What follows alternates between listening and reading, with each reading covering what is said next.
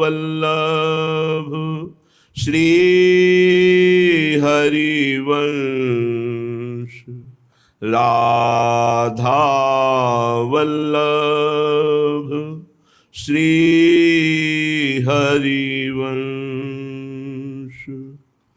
वृंदावनेश्वरी तवैव पदारविन्दम् प्रेमामृतैकमकरन्द रसौघपूर्णम् हृद्यर्पितं मधुपते स्मरतापमुग्रम् निर्वापयत् परमु शीतलमाश्रयामि निर्वापयत् परम शीतलमाश्रयामि।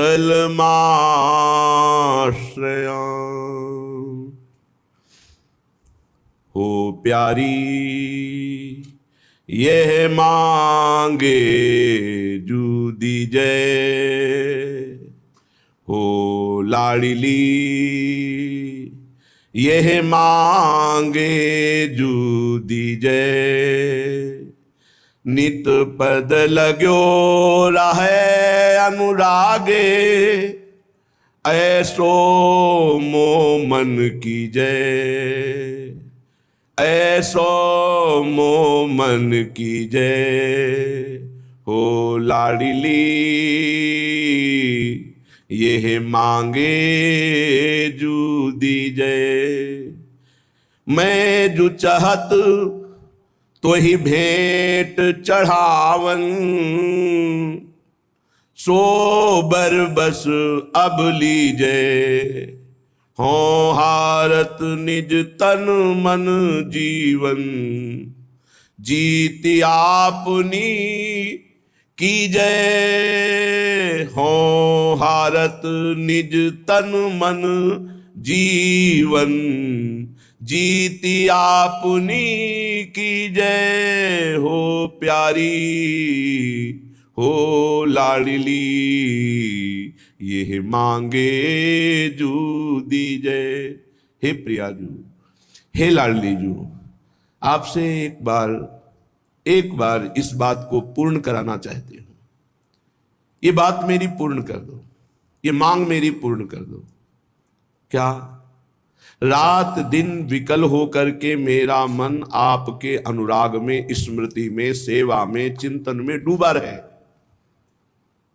मैं बहुत हार गया हूं, बार बार प्रयास करता हूं, पर ये मन आपके चरणों में न लग करके विषय भोगों में जा रहा है, संसार में जा रहा है, सुख दुख में जा रहा है।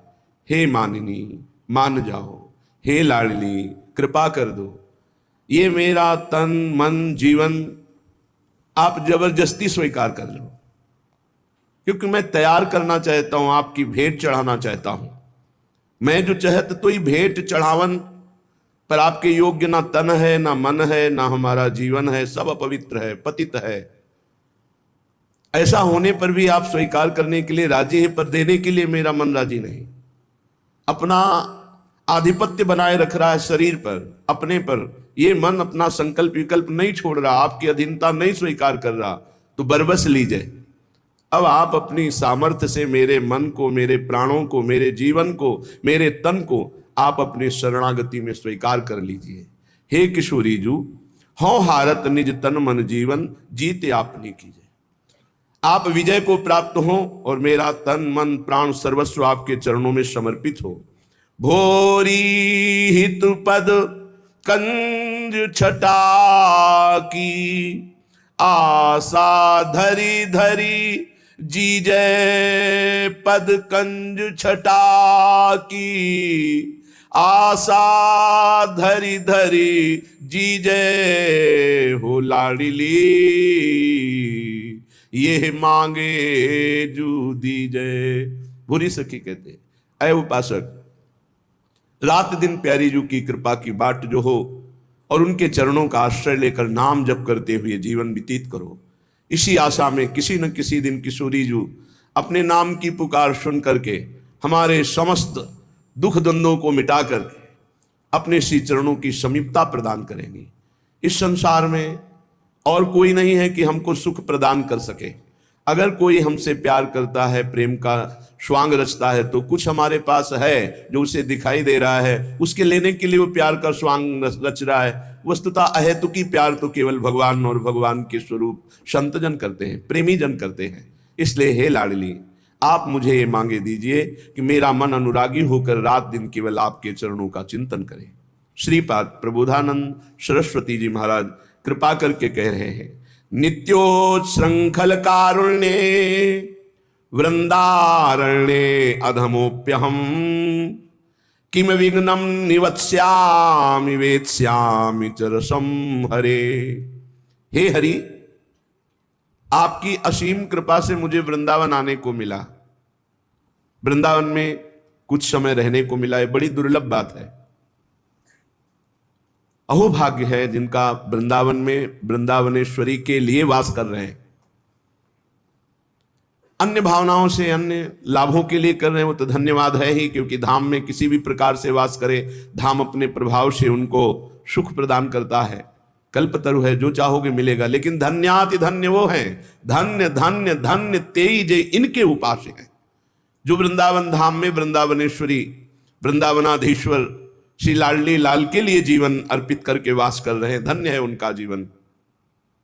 श्रीपाद कह रहे हैं, आपकी हे हरि असीम कृपा से मुझे धाम आने को मिला, धाम वास मिला। पर नित्योच्छृंखल, ये मेरी इंद्रियां, ये मन बड़ा विघ्न पहुंचा रहे हैं धाम वास में। ये बड़ा उच्छृंखल है हमारा अंतःकरण, हमारी इंद्रियां। ये एक क्षण में न जाने कहां से कहां छलांग लगाती रहती है। अभी वृंदावन में थोड़ी देर, भारत में थोड़ी देर, विदेश, कहां कहां मन घूमता रहता है। प्रभु बड़ा विघ्नकारी है अंतःकरण, बड़ा विघ्न धारण करने की क्षमता रखती है इंद्रियां। लाख समझाओ पर वो विघ्न में ही। ऐसा नहीं विघ्न का त्याग करके शांत हो जाए, बड़ी क्षमता है इनमें। रोज प्रायश्चित, रोज पश्चाताप, रोज जलन, फिर भी उसी गलत मार्ग का अनुसरण कर रही है। हे हरि कारुण्य, मैं बहुत दीन हो गया हूं, इन उच्छृंखल इंद्रियों की भोग विलासता से ऊब गया हूं। बहुत गंदी है इंद्रियां, बहुत गंदी है। इनकी विलासता अगर छूट दे दो फिर देखो ये कितनी गंदी है। ये वही मलमूत्र के भांड शरीर में राख करके, बस कैसे वर्णन करें, बहुत गंदी है। चराचर जगत इसी इंद्रियों की विलासता में फंसा हुआ है। जिसे देख करके बमन हो जाए ऐसे पदार्थों को खाना, जो बड़े अपवित्र स्थान, ऐसे स्थानों में आसक्ति कर लेना, ये उच्छृंखल इंद्रियों की विलासिता। बड़े विद्वान, बड़े बुद्धिमान हम बनते हैं, लेकिन हमारी इंद्रियां, हमारा मन उसी गंदे स्थान पे, वही घृणित पदार्थों में, वही त्याज्य भोगों में। हे हरि, बड़ा अधम हूं, बड़ा असमर्थ हो गया हूं। नित्योच्छृंखल कारुण्य वृंदारण्य अधमोप्यहम, अहम अधम, मैं बड़ा अधम हूं। किम विघ्नम निवत्स्यामि, क्या मेरे ये परमार्थ के विघ्न कभी हट पाएंगे? वेत्स्यामि च रसम हरे, मैं हरिरस में डूब जाऊं, मेरी इंद्रियां शांत हो गई, मन शांत हो गया, ऐसा कभी मेरे जीवन में होगा? 5 मिनट कभी अगर ये स्वाद मिलेगा तो सच्ची मानो, जैसा नारायण स्वामी ने कहा है, ब्रह्मादिक के भोग सब विषम लागत ताई, नारायण ब्रजचंद की लगन लगी है जाए। ऐसा ही है। 5 मिनट जिस पूरे जीवन में एक बार यदि मन समाहित होकर प्रभु में लग गया, एक बार आंसू आ गए और सामने रूप झलक रहा, शांत इंद्रिय मन, ये स्वाद आपको फिर जिंदगी में नहीं भटकने देगा। सातरत सातरत सा लोकांत। लेकिन एक बार भावनात्मक झांकी भी प्रभु की आ गई और मन चित्त शांत हो गया, तो ये स्वाद जिंदगी में नहीं भटकने देगा। जैसे देवर्षि नारद जी एक उत्तम कुल के यहां, उनकी मां दासत्व का काम करती थी, उनके ये पुत्र थे। तो 4 महीने के लिए, जैसे अब चतुर्मास चल रहा है, इस चातुर्मास में बहुत से संतजन उसके यहाँ चातुर्मास करने के लिए टिके हुए थे। तो ये बालक थे, सेवा में लगा दिया, चलो संतो, क्योंकि माँ दासी थी, घर का कार्य, तो बालक को आदेश कर दिया सेवा में लगो। 4 महीने संतों की सेवा, संतों के मुख से भगवत चर्चा होती, उसे सुनना।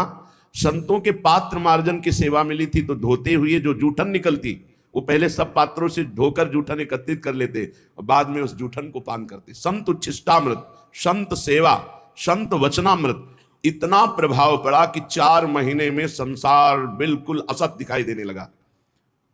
जो असत है, उमा कहो मैं अनुभव अपना, सत हरिभजन जगत सब सपना। स्वप्न की तरह असत संसार जो भास रहा था, जिसकी सत्ता ही नहीं।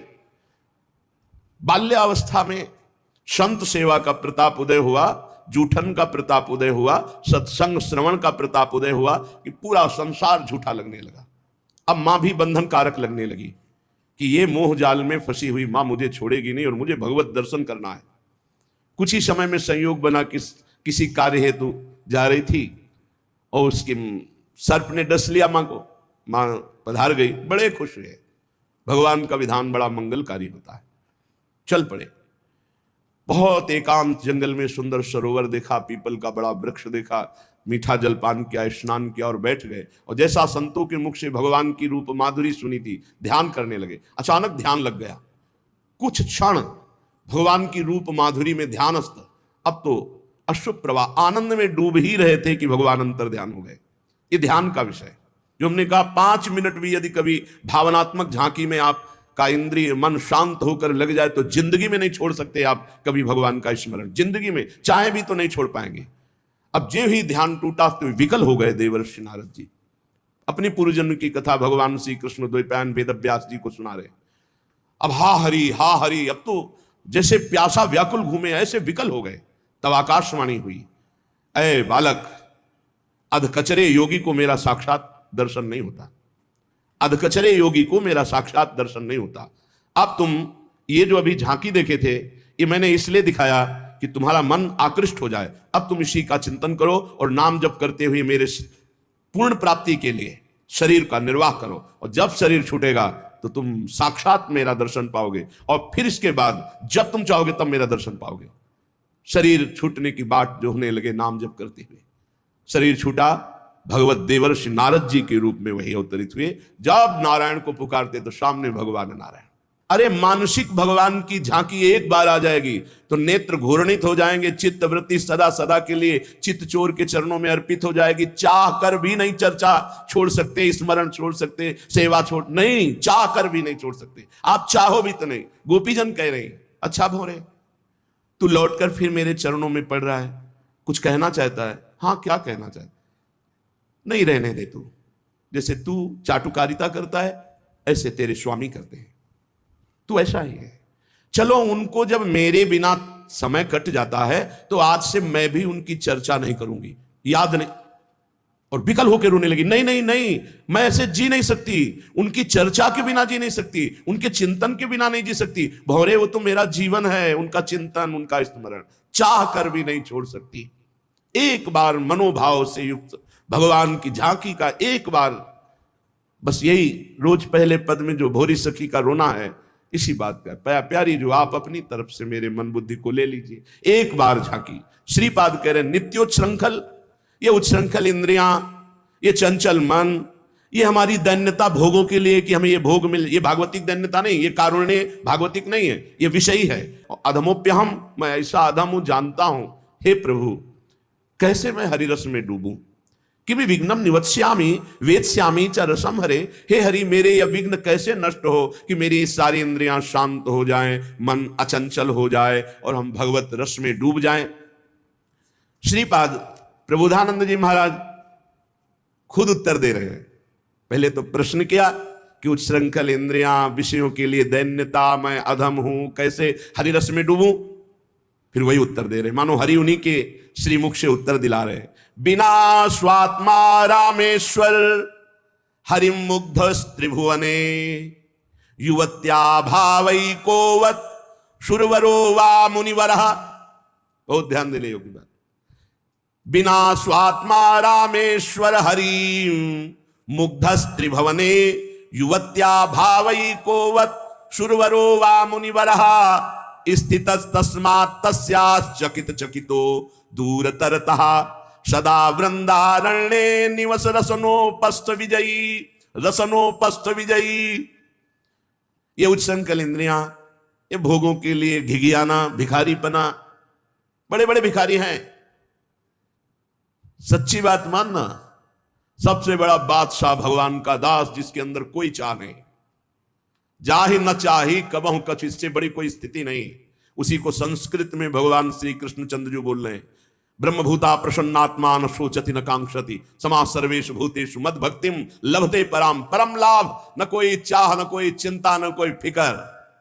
चाह मिटी चिंता मिटी, मनुआ बेपरवाह।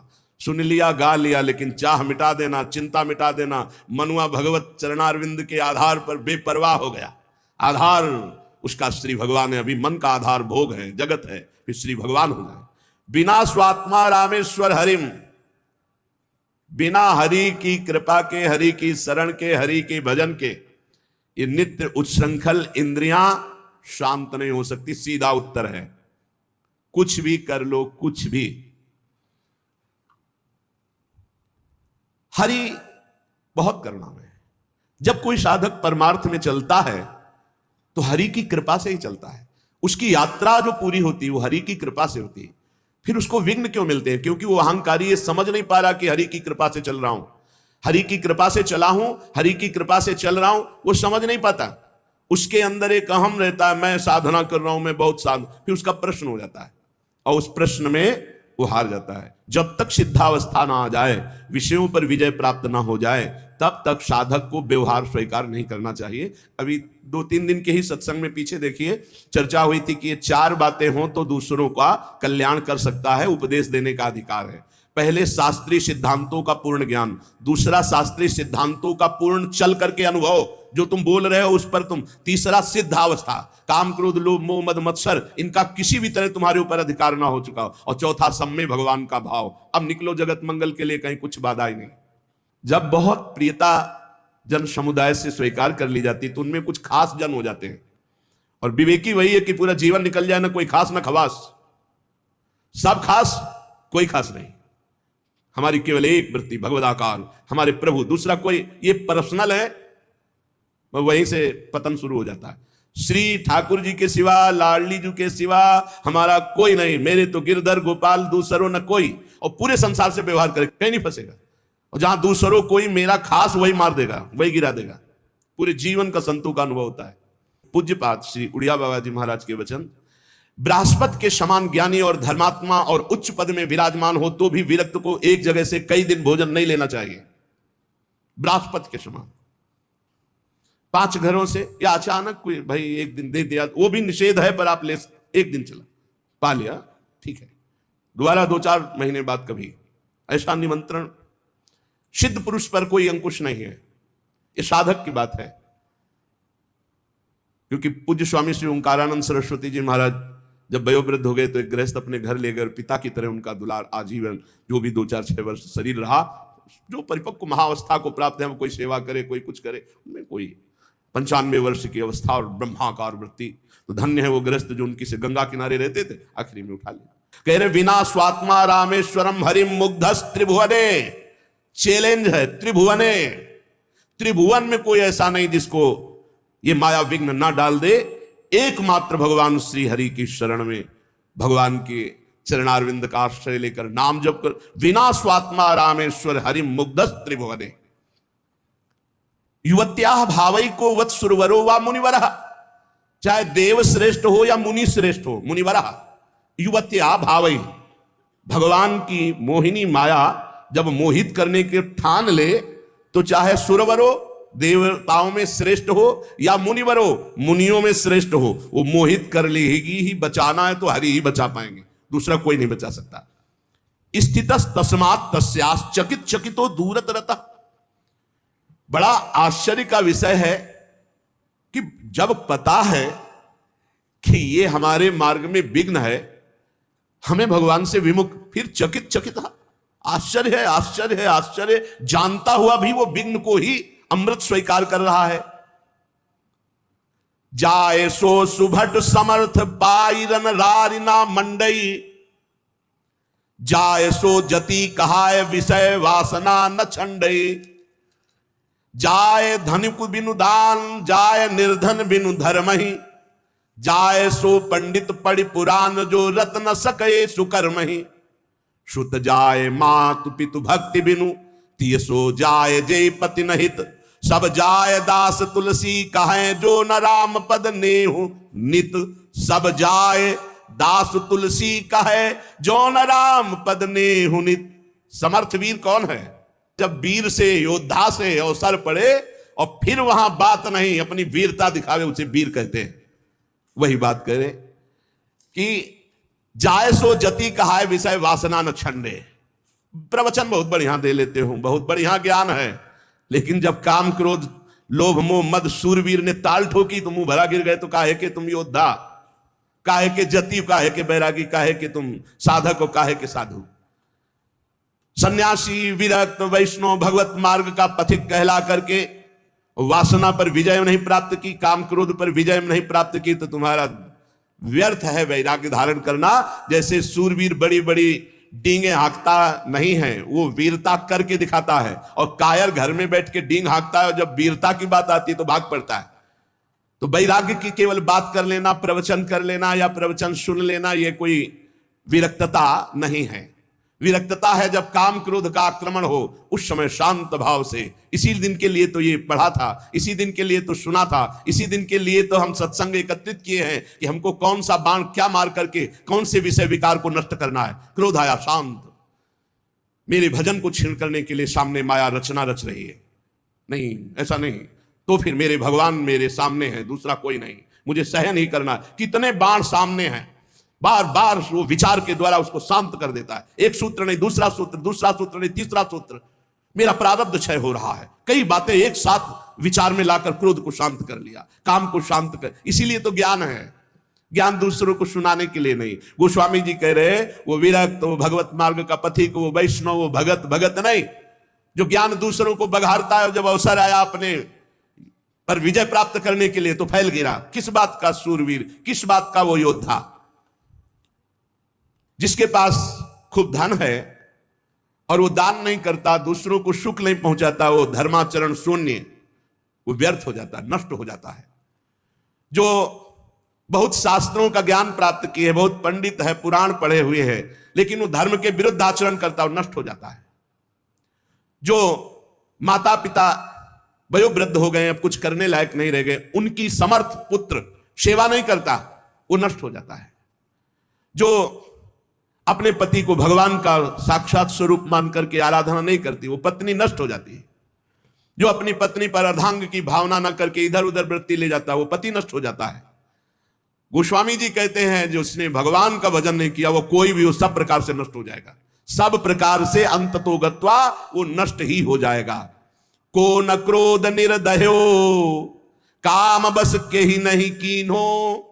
को न लोभ दृढ़ फंद बांध त्रासन करि दीन्हो।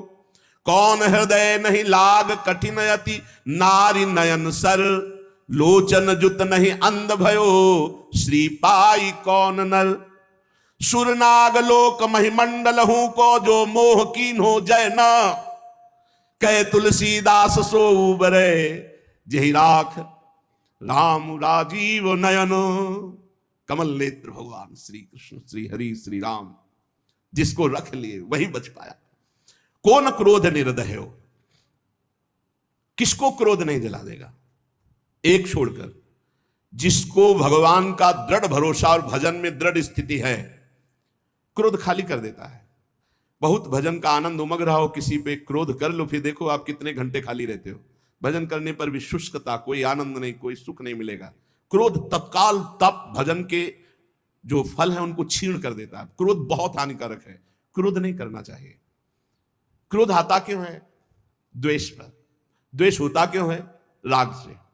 किसी वस्तु व्यक्ति स्थान में जब राग होता है और वो हमें प्रतिकूलता देता है, तो हम अंदर हमारे द्वेषात्मक क्रोध आ जाता है। क्रोध की उत्पत्ति राग से होती है। राग रजोगुण से होता है, रजोगुण में ही काम वास करता है। कामा संजायते क्रोधा, कामना की आपूर्ति में क्रोध का, तो कामना रजोगुण से राग, और राग से ही द्वेष का प्रादुर्भाव होता है। जब हम जिस पर राग करते हैं उससे प्रतिकूल व्यवहार हुआ, कामना हमारी पूर्ति नहीं होती, तो हमें क्रोध आ जाता है। इसमें हमारी त्रुटि है कई तरह से। जैसे हम चाहते हैं कि हमें गाली न दे, पर वो गाली दे, हम क्यों चाहें? कि हमें गाली न दे। नहीं, हमारे प्रभु की इच्छा है कि ये गाली दे तो अब मौज से गाली दे, तुम दो, हम सुनेंगे, हम सुनेंगे, क्योंकि मेरा कोई प्रारब्ध है या मेरे प्रभु ही मेरे हृदय को मजबूत कर रहे हैं। कई बार ये प्रश्न साधकों के हृदय में उठता है कि भगवान ऐसा क्यों करते हैं, भगवान ऐसा क्यों करते हैं। भैया, एक कंकड़ उठाओ और शीशे पे ऐसे मारो, पूरा ढेर हो जाएगा, और गोली मारने पर भी ढेर नहीं होता। वही शीशा है जिसको गरम ठंडा करते करते बुलेट प्रूफ बना दिया। नहीं बना दिया, गोली मारो तो नहीं लगता, शीशा ही तो होता है। तो भगवान अपने भक्तों को बुलेट प्रूफ बनाते हैं। ये काम, क्रोध, लोभ, मोह, मद, मत्सर कुछ ना बिगाड़ पावे। अरे बोले भगवान का दास है, देखो ना कितनी निंदा, कितना अपमान, कितनी प्रतिकूल, लेकिन विचलित नहीं हुआ। ये अपने मार्ग में दृढ़ रहा, तभी तो हम उनके चरित्र पढ़ते हो, जय जयकार उनकी करते हैं। ये भगवान बनाते।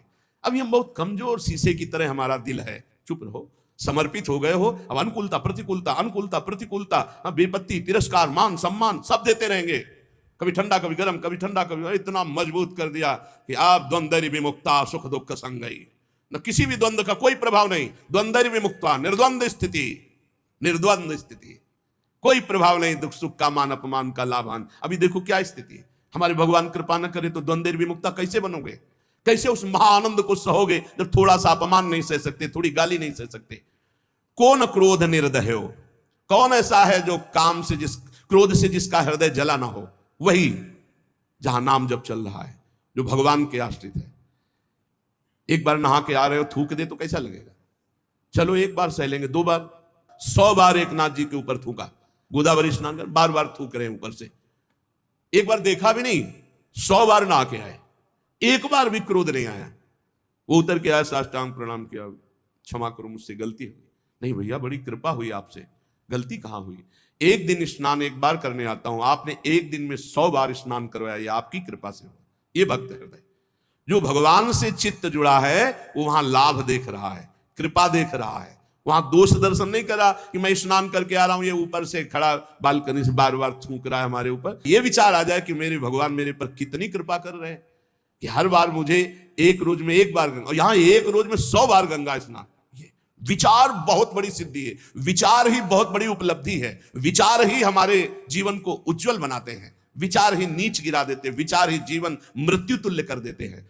भजन से क्या मिलता है? उत्तम विचार, उत्तम विचार। 1 सेकंड में हर विकार को मिटाकर भगवत स्वरूप में स्थित। कामवश के ही नहीं कीन्हो, कौन ऐसा है जिसको काम ने अधीन न कर लिया, और जिसने अपने अहंकार को भगवान के चरणों में समर्पित कर दिया, उसको काम अधीन नहीं कर सकता। थोड़ा भी अहंकार है तो काम वहां बैठा हुआ है, क्योंकि अहंकार में ही कामना है। स्वरूप में कभी कामना जागृत हो ही नहीं सकती।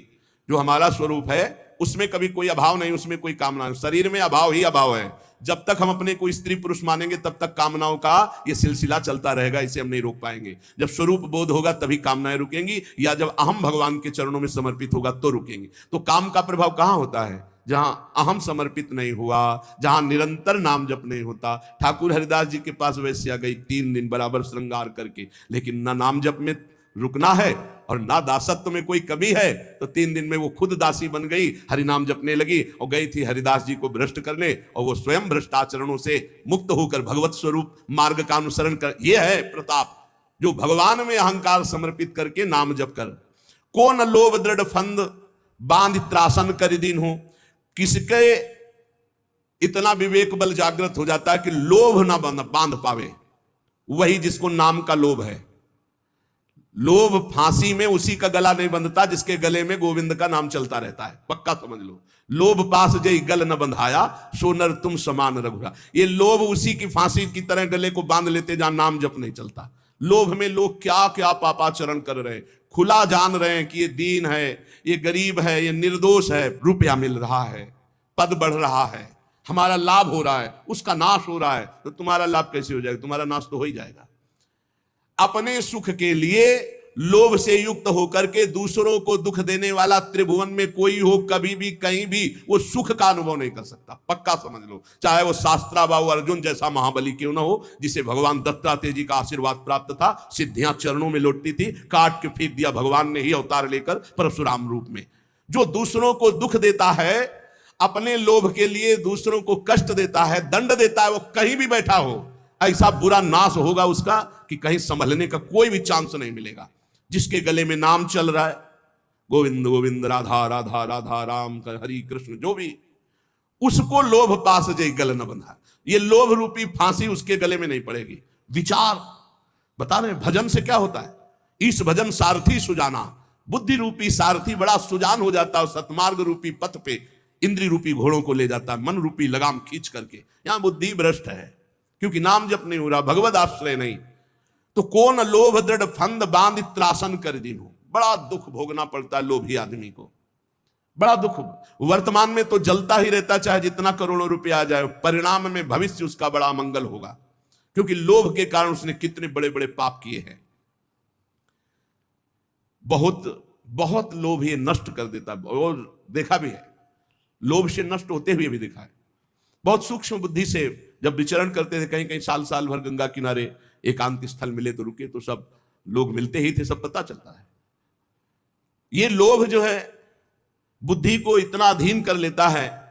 वैसे सिद्धांत कहता है, धन गया तो कुछ नहीं गया, स्वास्थ्य गया तो कुछ गया, और चरित्र गया तो सब कुछ गया, ऐसा कहा जाता है।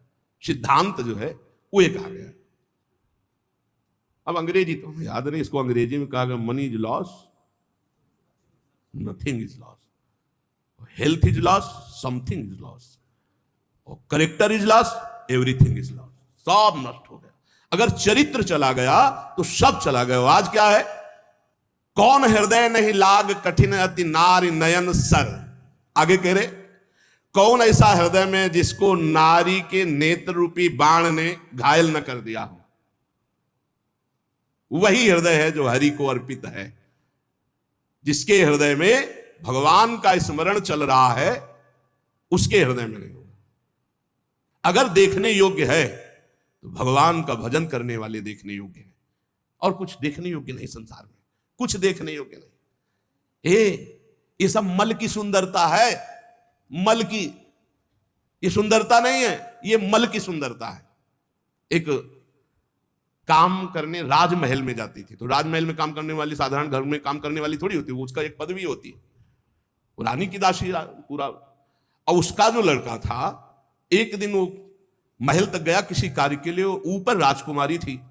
राजकुमारी को देखा तो एकदम हृदय में व्याकुलता, इतना सुंदर रूप है तो मुझे कहां मिल सकता, मैं तो काम करने वाली इस महल में जो मेरी माँ है, मैं उनका पुत्र हूं, तो भला मुझे कैसे मिल सकती है। अब इतना उसको राग तत्काल हो गया कि उसने निश्चय कर लिया, अगर राजकुमारी नहीं मिलेंगी तो प्राण छोड़ दूंगा। घर आया, खाना पीना छोड़ दिया। एक दो दिन माँ ने पूछा क्या बात है, उसने कहा स्वास्थ्य ठीक नहीं। 2-4 दिन हो गए, पूछा क्या बात है, स्वास्थ्य ठीक नहीं। तो राजा से प्रार्थना की, राजवैद्य आया, उसने नाड़ी पकड़ के देखा, बोले कोई शरीर में दोष नहीं, कोई रोग नहीं इसमें, इसका मानसिक कोई रोग हो तो हम नहीं कह सकते, शरीर में कोई रोग नहीं। तब एक दिन कहा, बेटा तू मेरा अकेला बेटा है, बता ना। बोले माँ तुम्हारी सामर्थ्य के बाहर की बात है, जो मेरे मन में बात बैठ गई वो मृत्यु ही होगी और दूसरा कोई उपाय नहीं। बोले एक बार तो बता के देख, अगर कोई उपाय हो तो मैं कर सकती हूँ। बोले क्या कर सकती हूँ, जिस घर में काम करती हूँ महाराज की राजकुमारी को मैंने देखा, मेरा चित्त आ गया, मैं जी नहीं सकता उसके बिना, क्या आप ब्याह करा सकती हूँ। अब ये बोलने की भी सामर्थ्य नहीं, तुरंत मृत्यु दंड दे दिया जाएगा। एक काम करने वाली राजा की पुत्री से ब्याह की बात अपने पुत्र के लिए कर सके, इतनी हिम्मत की बात कहां। सीधे राजकुमारी के पास गए, चरण पकड़ के बैठी, बोली आप बेटी जानती हो, जीवन हो गया तुम्हारे घर में पोछा लगाते, मैं कुछ मांग नहीं रही हूं, तुमसे उपाय पूछ रही हूं। तुम्हारी सुंदरता को देखकर हमारे पुत्र के हृदय में ऐसी बात आ गई, ये मैं जानती हूं कभी संभव नहीं हो सकता, तुम्हारे योग्य भी नहीं हो, मैं चाहूंगी भी नहीं कि ऐसा तुम करो। कहां तुम राजकुमारी, कहां मैं काम करने वाली तुम्हारे घर में, कोई उपाय है? उनका बहुत पक्का उपाय है, वो सत्संगी थी।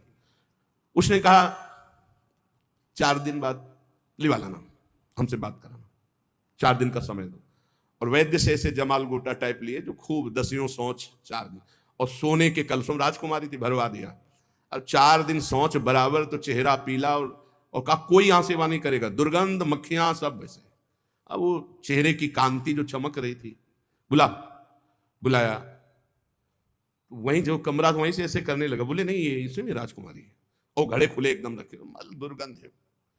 उसने कहा कैसे में राजकुमारी रहती है। अंदर गए तो उठाया उसको, 4 दिन से बराबर सोच हो रही थी, चेहरा एकदम पीला, एकदम ऐसा। तो उनका वो राजकुमारी कौन है जिनको छत में देखा? बोले हम ही को देखा। बोले वो सुंदरता कहाँ है? बोले घड़े में भरी है, ये घड़े में वही सुंदरता भरी। फिर अच्छी, हमें ब्याह नहीं करना। कहा तुम्हारा लड़का बच गया। हृदय में ये जो सांसारिक आकर्षण है वो आप ये समझ लो मल का आकर्षण है। निर्मल आकर्षण तो भगवान के भजन का या श्री भगवान का आकर्षण होता है। निर्मलता ये मलिन है, ये मल है। अगर आपको भजन मार्ग में चलना है तो इसीलिए है कि सहसा किसी के मुख की तरफ मत देखो, नीचे देखो। भगवान की मुस्कुराहट से ही माया का प्रादुर्भाव हुआ है। इंद्रियां बहुत बलवान, बलवान इंद्रिय कामो विद्वानम अपि कर्षति। भगवान व्यास देव जी ने इस श्लोक के ऊपर अर्धाली में लिखा कि अकेले में माता के पास, बहन के पास, बेटी के पास भी एकांत में बहुत देर नहीं रहना चाहिए। तो जयमिनी जी खड़े हो गए, उन्होंने कहा प्रभु ये बात तो समझ में नहीं आई कि विद्वान है, शास्त्र ज्ञानी है, फिर भी वो अपनी माता बहन के पास बहुत देर एकांत न रहने तो बलवान इंद्रिय ग्रामो विद्वान विद्वान को कैसे खींच सकती है। अब जयमिनी जी बहुत बड़े विद्वान है वेद के, और शिष्य तो शिष्य ही भगवान श्री कृष्ण द्वैपायन के। व्यास देव जी ने कहा कुछ दिन के लिए हमें बद्री नारायण जाना है, आप इस आश्रम को संभालिए, आप श्रेष्ठ हैं, और फिर आकर मैं उत्तर दूंगा। वो समझ ही नहीं पाए। शाम के गंगा स्नान करके सब संध्या वंदन करके लौट रहे थे, हल्की सी बदरिया छाई, रिमझिम पानी होने लगा, और नौ किशोर अवस्था और पैरों में नूपुर बंधे हुए छम छम करते हुए सामने आ गए। चरणों को देखा, इतने सुंदर श्याम वर्ण चरण। श्री कृष्ण द्वैपायन भगवान व्यास देव जी भी श्याम वर्ण के ही है। अब आज मेरी रक्षा करो, मैं जंगल में अकेली फंस गई हूं, अगर आज रात्रि आपके यहां रुक गई तो सुबह मैं अपने नियत स्थान को पहुंच जाऊंगी, नहीं तो आप समझते हैं स्त्री शरीर है, कोई बाधा हो सकती है। नहीं नहीं, गुरु जी है नहीं और सब ब्रह्मचारियों का आश्रम है, यहां स्त्री का प्रवेश नहीं। अरे इस समय मैं शरणागत हूं, शरणागत के लिए स्त्री पुरुष या पशु पक्षी नहीं देखा जाता, जो शरण में आ जाए उसकी रक्षा की जाती। भगवान व्यासदेव जी से बढ़कर ज्ञानी कौन होगा। उनका हाँ ये बात तो है, शरणागत की रक्षा तो हम एक कुटिया दे सकते हैं और रात्रि में तुम्हें कुटिया नहीं खोलनी। मेरा नाम जयमिनी है, मैं भी आदेश करूं तो भी नहीं, यहां का मैं प्रभारी हूं। यहाँ की मुझे पूरी सुरक्षा दी गई है कि हर ब्रह्मचारी की सुरक्षा करते हुए मेरे गुरुदेव भगवान श्री कृष्ण द्वैपायन व्यास देव जी का आदेश है, इसलिए मैं भी आकर रात्रि में कहूं तो तुम कुटिया मत खोलना। बस जैसी आज्ञा महाराज, बस हमें तो शरण मिल जाए रात्रि भर की, और छम छमा के आगे। चरणों को ही देखा था।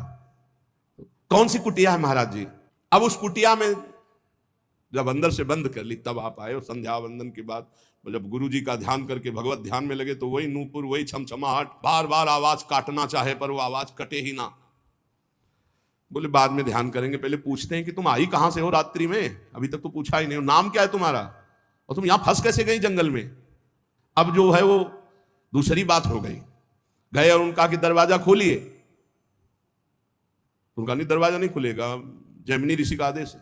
बोले मैं जैमिनी ही बोल रहा हूं। बोले नहीं नहीं, उन्होंने कहा था मैं भी कहूं तो मत खोलना।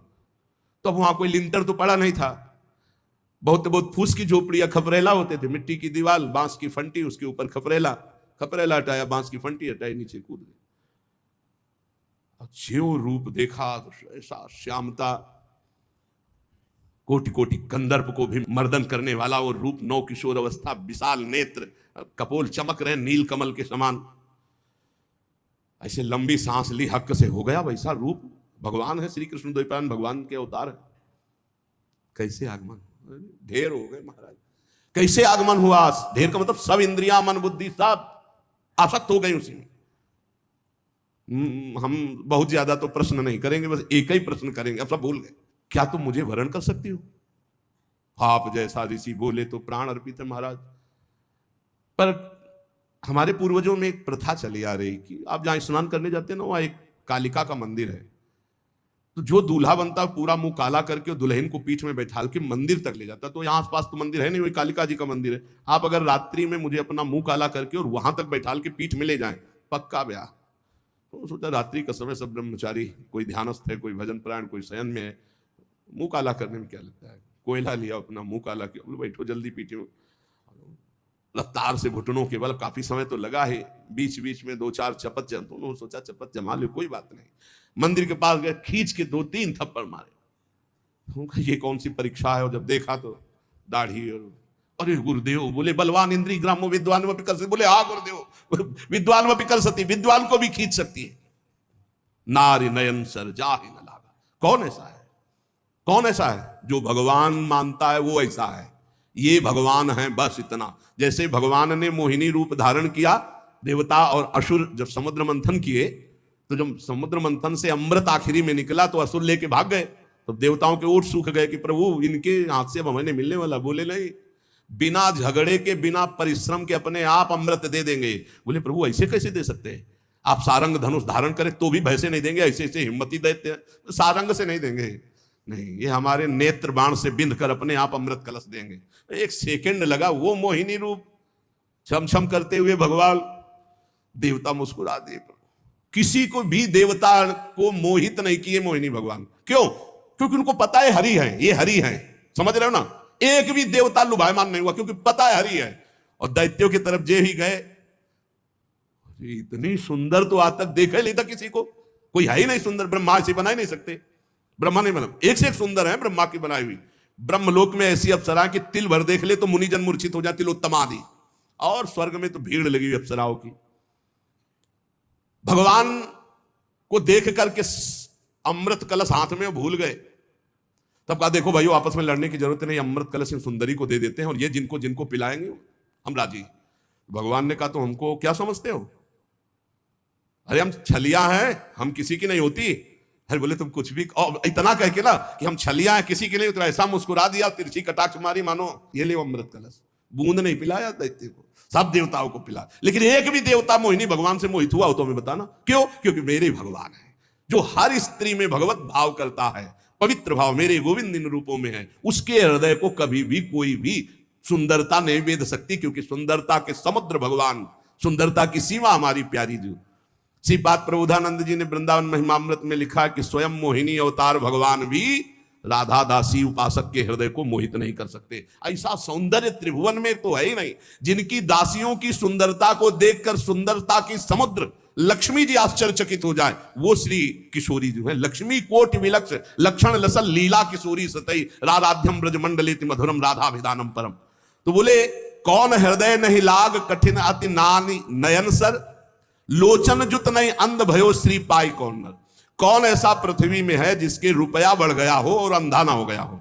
नेत्र होते हुए भी अंधा, जिसके खूब रुपया बढ़ गया हो, कुछ नहीं दिखाई देता। मनमानी, खान पान, आचरण, व्यभिचार, जुआ, मदिरा, न जाने कितने दोष बढ़ जाते। कौन है ऐसा जिसके धन बढ़ा हो और नेत्र काम कर रहे हो? बोले भगवान का दास। चक्रवर्ती सम्राट तक का वैभव प्राप्त हुआ भगवान के भक्तों को, जैसे अम्बरीश जी महाराज, ऐसे कितने राजे महाराजे भगवान के भक्त। एक भी कोई सांसारिक अपराध और दोष नहीं। निर्मल महाभक्त, जिनके आगे दुर्वासा जैसे महातपस्वी भी भाग पड़े, उनके भजन के आगे टिक नहीं पाए। लोचन जुत नहीं अंध भयो श्री पाई कौन नर। धन मदांध कर देता है। देखो भगवान कुबेर के पुत्र हैं, भगवान पदवी है कुबेर जी की, धनाध्यक्ष भगवान कुबेर। नलकुबर मणिग्रीव कहां? देव गंगा अलकनंदा में दिगंबर हैं, कोई वस्त्र नहीं पहने।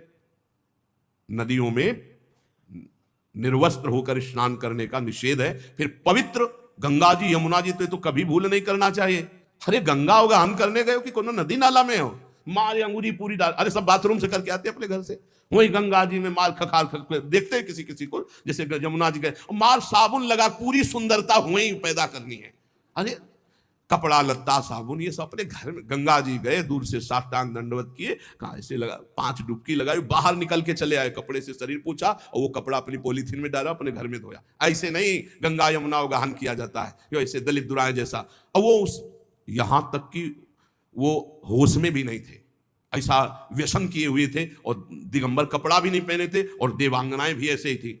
देखो श्रीमद ने कितना अंधा, कुबेर के पुत्र है ना, मनमान। देवर्षि नारद जी पहुंचे तो देवांगनाएं तो भयभीत होकर वस्त्र धारण करके प्रणाम मुद्रा में, लेकिन ये फिर भी वैसे ही खड़े। कहा श्रीमद से तुम अंधे हो गए हो, तुम्हें नहीं दिखाई दे रहा? जाओ वृक्ष की तरह खड़े हो तुम, जड़ वृक्ष योनि को प्राप्त हो। अब चरणों में गिर पड़े महाराज, विनय करने लगे। अब संत का हृदय तो परम कोमल होता है, तो वृक्ष तो बनोगे पर नंद बाबा के घर के वृक्ष दरवाजे के बनोगे। जब भगवान श्री कृष्ण का अवतार होगा, बाल गोविंद को मैया जब उखल में बांधेगी, तो वो उखल तुम दोनों का स्पर्श कर, तब तुम्हारा उद्धार हो जाएगा और तुम्हें भगवत साक्षात्कार होगा, भगवत संभाषण, भगवत दर्शन। इस मुनिन कर क्रोधो मुक्तिदाता। तो कह रहे हैं लोचन जुत नहीं अंध भयो श्री पाई कौन नर। संपत्ति मिले और वो अंधा ना हो जाए, नेत्र है पर उसे दिखाई दे, बड़ा पापाचरण। बड़े बड़े पाप अपराध उनसे होते हैं जो श्रीमद से अंधे हो जाते हैं, बड़ी दुर्गति होती है। इसीलिए जो श्रीपति का आराधन कर रहे हैं, तो उनके पास जब श्री जी आते हैं ना, श्री लक्ष्मी को भी कहते हैं, जब लक्ष्मी जी अपने पति के साथ आती हैं तो उनके पति का वाहन क्या है? गरुण। सामवेद का उच्चारण हो रहा है। वैदिक सिद्धांत धर्म शास्त्र के अनुसार चलने वाला उसका जीवन होगा, चाहे जितनी संपत्ति बढ़ जाए, जो श्रीपति की आराधना करते हुए लक्ष्मी जी को प्राप्त करता है।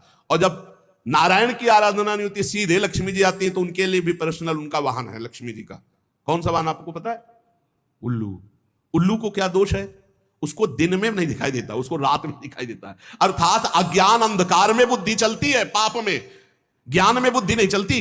जिनके भगवत आराधना नहीं है, केवल लक्ष्मी जी की खूब बढ़ोत्तरी है, उनके ज्ञान में प्रवेश नहीं है। अज्ञान अंधकार, संसार का पद प्रतिष्ठा राग, इसमें बड़ा बड़ा सुर नाग लोक महिमंडल हूं को जो मोह कीन हो जैन।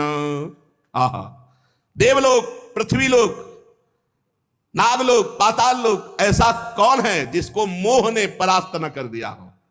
मोह मूल बहुसूल पद त्याग हो तम अभिमान, भजो राम रघुनायक कृपा सिंधु भगवान। मोह गए बिनु राम पद होई न दृढ़ अनुराग। मोह, मोह महामहिषेश विशाल, महान, सबको फंसाए हुए। मोह बहुत विचित्र है। मोह में क्या क्या नहीं होता, पूरा जीवन मोह में नष्ट हो रहा है। बड़ा मोह अंधकार फैलाए हुए है। देखो, छोटे छोटे बच्चे दूध पीते हैं, एक दूध वाला ऐसे गंदे केमिकल, ऐसे गंदे पदार्थ मिला रहा है और बड़े बड़े डिब्बों में दूध तैयार कर रहा है। उससे कहो तुम अपने आंगन में खेलने वाले बच्चे को दूध पिलाओ 250 ग्राम, उसे पीटो भी तो नहीं पिलाएगा वो। और वही दूध वो घर घर जाकर के देता है। और छोटे छोटे बच्चे या किसी की भी आंतें बड़ी कोमल होती, क्यों? क्योंकि वो मोह से अपने परिवार का पोषण करने के लिए, अधिक धनवान बनने के लिए थोड़ा दूध मिला के और गंदे गंदे पदार्थ, ये जब आंतों में जाएंगी तो ये जहर कैंसर नहीं बनाएगा, ये उनकी आंतों को नहीं काटेगा, ये कोई रोग नहीं पैदा करेगा। पर वो मोह मूल में ऐसा फंस गया कि वो धन चाहता है और अपने परिवार का पोषण चाहता है, ये नहीं जानता कि ऐसे ही अन्य परिवार के बच्चे प्रिय है अपने परिवार को, उनका जो रोग आदि क्लेश आदि उनको होगा, वो तुम्हारे परिवार को सुखी कैसे रहने देगा? ये मोही पुरुष नहीं। टैंकर का टैंकर दूध और उसमें बिल्कुल केमिकल ऐसे बन रहे, ऐसे गंदे पदार्थों का प्रयोग किया जा रहा है खाद्य पदार्थों में। अभी एक आटा की फैक्ट्री, कई ऐसे पदार्थ जो बहुत हानिकारक और श्वेत है, उन खड़िया आटे में मिलाकर के, मतलब गजब है कि आदमी रोटी दाल तो खा सकता है लेकिन वो भी शुद्ध रहे। मोह ने अंधा कर दिया। रुपया आना चाहिए, कैसे आना चाहिए, ये नहीं विचार है कि अगर यही आटा, यही घी, यही दूध, यही पदार्थ हम अपने परिवार को क्या पवाएं तो कैसा लगेगा। और ये कोई ना कोई तो पाएगा, उसके शरीर में दोष, दुख, रोग ये पैदा करेगा। ऐसे जो लोग गंदे विचार वाले हैं, इनको चोट पहुंचनी चाहिए, इनको पारमार्थिक, आध्यात्मिक, लौकिक सब दंड मिलना चाहिए, क्योंकि ये हमारे समाज के ऐसे कैंसर हैं लोग जो पूरे समाज को नष्ट कर देते हैं। मान लो सबके फ्लेट आदि की व्यवस्था है तो गाय तो नहीं रख सकते सब, तो किसी दूध वाले से लेंगे। अब दूध वाले को विचार करना चाहिए, घी बनाने वाले को विचार करना चाहिए, वस्तु बनाने वाले को विचार करना चाहिए। उसके उदर में जाएगा, कष्ट देगा। महंगा दे दो, सब 50 का देते, तुम 60 का दे दो, लेकिन उसमें जहर मिला के देने की जरूरत क्या है? लेकिन मोह, अज्ञान, अंधकार ऐसा छाया हुआ है कि हर वस्तु दूषित, हर वस्तु दूषित। अब ऐसा है कि पानी भी शुद्ध नहीं मिल रहा है। पहले हम गांव में सुनते थे कि देखना रे, समय आएगा कि दूध बिकेगा। गांव में दूध नहीं बेचा जाता था। धर्मात्मा पुरुष के घर से दूध नपने लगे तो पड़ोसी करने लगते, देखो कितना बुरा समय आया, दूध बेचने लगे। आप समझ रहे हो?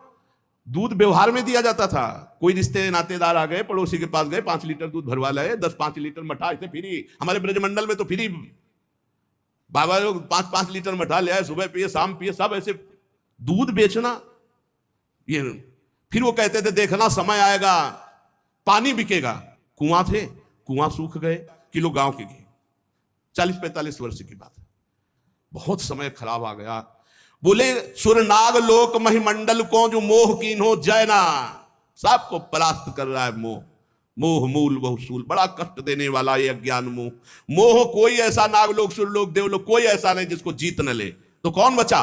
बोले जो भगवान के चरणों का आश्रय लिए, उसे मोह पराजित नहीं कर सकता, नहीं पराजित कर सकता। क्योंकि भगवान के चरणारविंद का चिंतन होने से हृदय में अपने जैसा सबके प्रतिभाव होने लगता है। वो सोचेगा, वो विचार करेगा, मैं ऐसा नहीं कर सकता जिससे दूसरों को कष्ट हो। भजन करने वाला तो कभी ऐसा कर ही नहीं सकता, कभी नहीं ऐसा कर सकता। ये परम पवित्र देव सामग्रियों को दूषित कर रहे हैं लोग।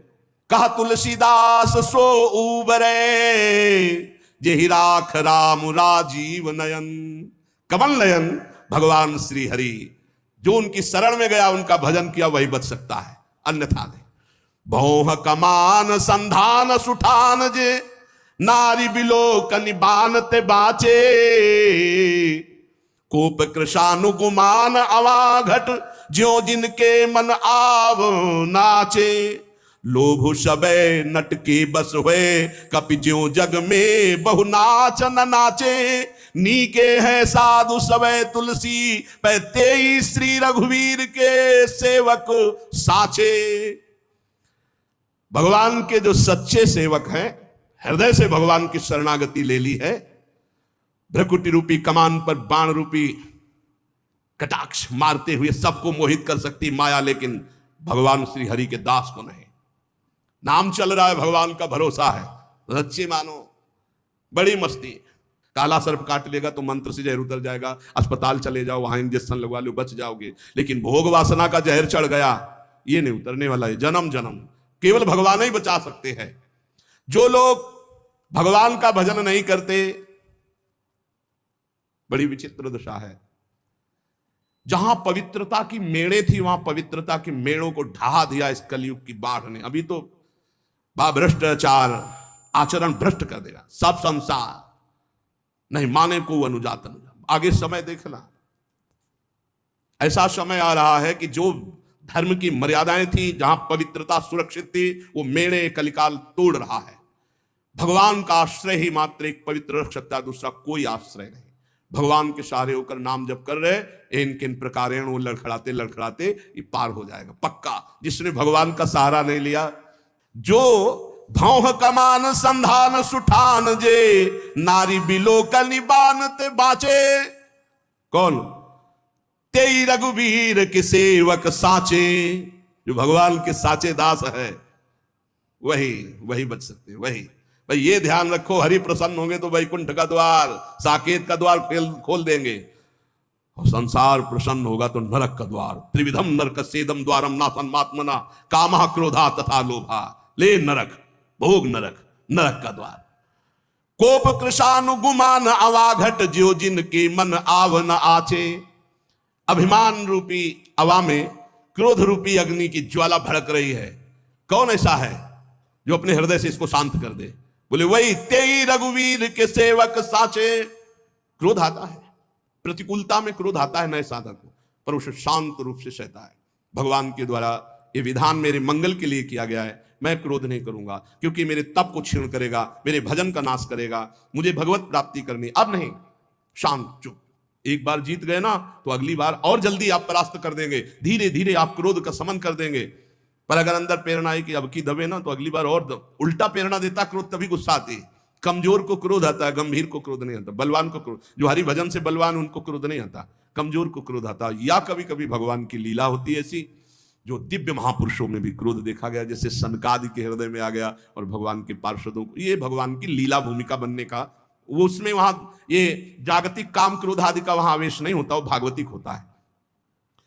लोभ सबे नट के बस हुए, कपि ज्यों जग में बहु नाच न नाचे। जैसे नटवा बहुत प्रकार से नाटक करके लोगों को रिझा करके धन एकत्रित करता है, बोले ऐसे बहुत तरह से भक्ति का, ज्ञान का, वैराग्य का, नाना प्रकार के जागतिक नाटक करके लोभ की पूर्ति, रुपये की पूर्ति, धन की पूर्ति। लोभ सबे नट के बस हुए, कपि ज्यों जग में बहु नाच न नाचे। नीके हैं साधु सबे तुलसी, पैते रघुवीर के सेवक साचे। वही बच पाया मोह से, क्रोध से, काम से, नौटंकी नाटक से, जो सच्चाई से भगवान के चरणों का आश्रय लेकर भजन किया। और बेश बनाई सुच बचन कहे चुबाई।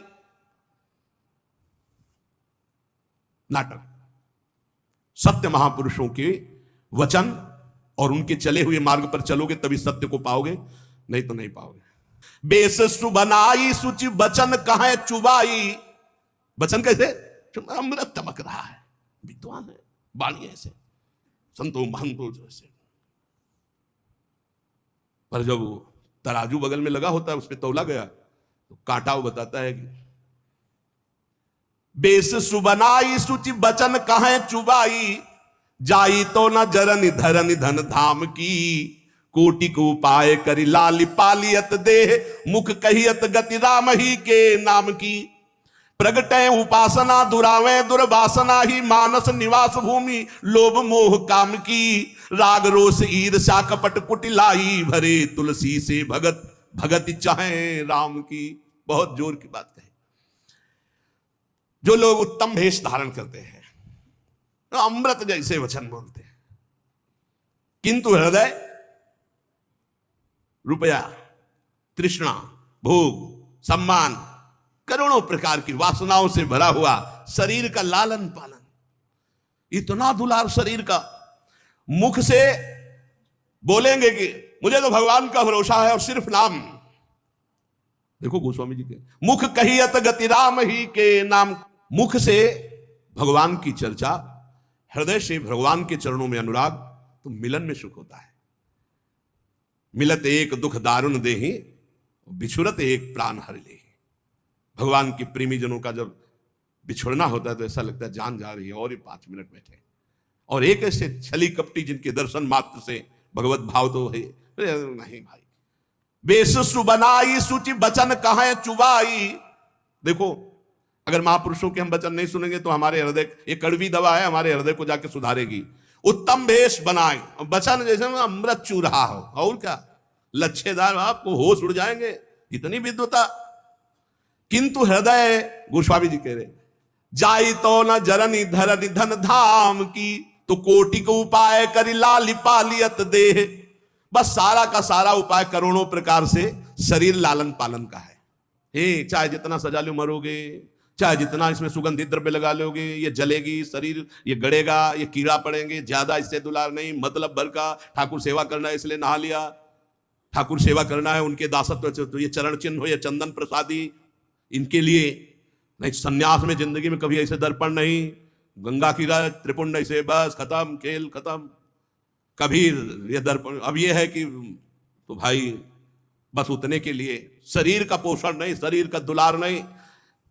कोटि को उपाय करी लाली पालियत देह, बहुत संभल के। जाई तो न जरनि धरनि धन धाम की, कोटि को उपाय करी, करोड़ों प्रकार के साधन केवल यही बात के लिए। मुख कहियत गति राम ही के नाम की। प्रभु हृदय की देखते हैं, मुख की नहीं। नारद जी काम विजय का अभिमान लेकर भगवान के पास गए, कहा प्रभु आपकी कृपा से हमने काम पर विजय प्राप्त कर, आपका जो स्मरण कर ले वो काम विजयी हो जाए।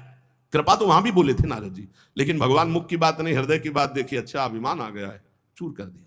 कोटिक उपाय धन धन धाम, ये सब नौटंकी नाटक केवल इसके लिए। और मुख कहियत गति राम ही के नाम की, मुख से बात कह रहे हैं कि वो तो भगवान के। प्रगटय उपासना दुरावे दुर्वासना, कभी अपनी दुर्वासना की बात नहीं बताई कि आप ऐसे थे। उपासना की बात करो, इतने घंटे ये पाठ, इतने घंटे ये, इतने वहां ये करा दिया, वहां ये करा दिया, जिससे पुण्यों का वर्णन करके उसका विनाश हो गया। प्रगटय उपासना दुरावे दुर्वासना, मानस निवास भूमि लोभ मोह काम की। मानस निवास भूमि, मन में बैठता है लोभ और मोह और काम, और बातें जब करते हैं तो मीठे अमृत चुचुआते हैं। भेष देखो तो लुभायमान हो जाओ। सेवक जी में महाराज कर भरम भटक्कत भूप, भरम भटक्कत भूप, ऐसा कि बड़े बड़े राजे महाराजे देख करके भ्रमित हो जाएं। दर्शन भक्त अनूप, पर रूप न शोभित प्रीति बिनु, भरम भटक्कत भूप श्री हरिवंश कृपा बिना। राग रोष ईर्ष्या कपट कुटिलाई भरे, तुलसी से भगत भगत चाहे राम की। जो पुरुष ऐसे कुटिल आचरण करता है वो उपहास का पात्र बन जाता है एक दिन संसार के। तुलसीदास जी कहते हैं, भोगों में आसक्ति क्रोध ईर्ष्या कपट कुटिलता भरे हुए और भक्त का बाना बनाकर दुनिया को ठगने की भावना रखते हुए, तो जब तक चल रहा तब तक चल रहा है। जिस दिन पोल खुली तो बोले ऐसे लोग कुटिल आचरण करने वाले संसार के उपहास का पात्र बनते हैं, वो कभी भगवान की भक्ति या भगवान को प्राप्त नहीं कर सकते। इसलिए हमें बहुत बढ़िया अवसर मिला है। संसार क्या दे देगा, कितना दे देगा, और जब संसार को बनाने वाला रीझ जाएगा तो क्या बाकी रह जाएगा हमको प्राप्त करना। तो हमको मालिक को रिझाना है, संसार को नहीं। निरंतर नाम जप करते हुए अपनी इंद्रियों को, अपने मन को, अपने शरीर को प्रभु के चरणों में समर्पण करने की तैयारी करनी है।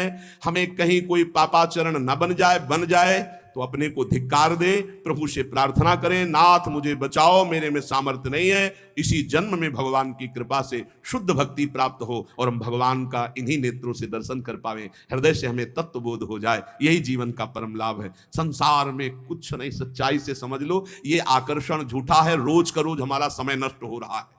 एक चबेटा लगे गिर जाओ, पता नहीं कौन अंग कब काम करना बंद कर दे। इसलिए राधा राधा राधा राधा, बड़ा संकटपूर्ण संसार है, आपको नहीं दिखाई दे रहा। नाम जप कर लो, एक नाम जप कर लिया तो ये काम आ जाएगा।